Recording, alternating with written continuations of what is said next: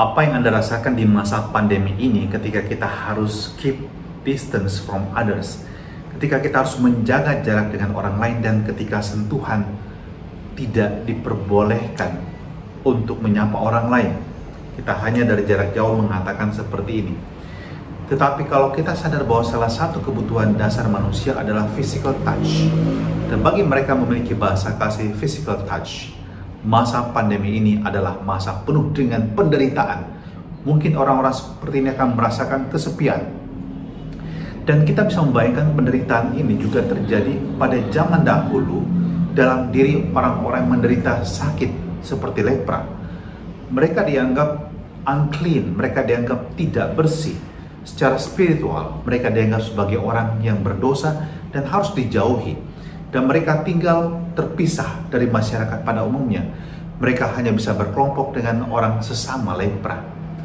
Dan yang mengagumkan dalam perikop Injil hari ini adalah Yesus menjumpai orang lepra, dan orang lepra itu berkata, "Jika engkau mau, engkau dapat mentahirkan aku." Jika engkau mau.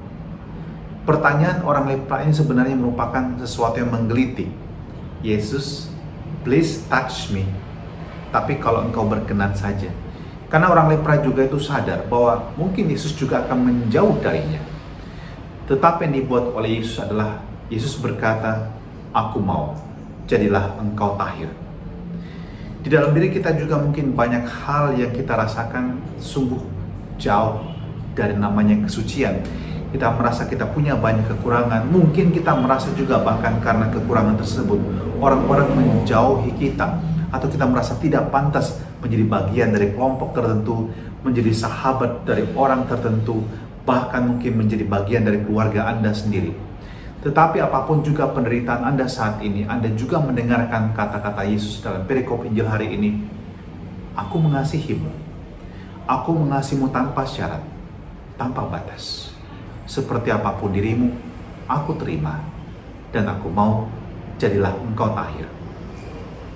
Pesan lain dari Injil hari ini adalah, kalau kita juga berhadapan dengan orang lain yang dinilai oleh masyarakat atau orang-orang lain sebagai orang yang mungkin harus dijauhi, wait, dalam diri orang tersebut juga pasti ada kerinduan untuk dapat diterima, untuk dapat dimengerti. Dan kunci juga bagi kita untuk dapat membawa penyembuhan bagi orang tersebut seringkali adalah bukan judgment, melainkan compassion. Kalau orang tergerak hatinya untuk berubah, kalau orang tergerak hatinya untuk menjadi lebih baik, maka dia membutuhkan juga belas kasih dari orang lain untuk menyembuhkan dia. Dan compassion berarti coming with passion. Anda datang dengan belas kasih seperti Yesus. Maka dalam keluarga Anda juga compassion ini mesti ditumbuhkan. Dalam keluarga Anda, dalam lingkup persahabatan Anda, compassion ini harus menjadi spirit yang menjiwai relasi Anda. Dan semoga kasih Yesus yang menyembuhkan orang sakit kusta juga menjadi penyembuh bagi kita sendiri, yang juga membutuhkan compassion dan passion dari Allah. Karena Allah sangat mencintai kita, apapun dan seperti apapun diri kita adanya. Tuhan, jamalah kami juga seperti Engkau berkenan menjamah orang yang sakit kusta. Dalam diri kami juga membutuhkan banyak penyembuhan.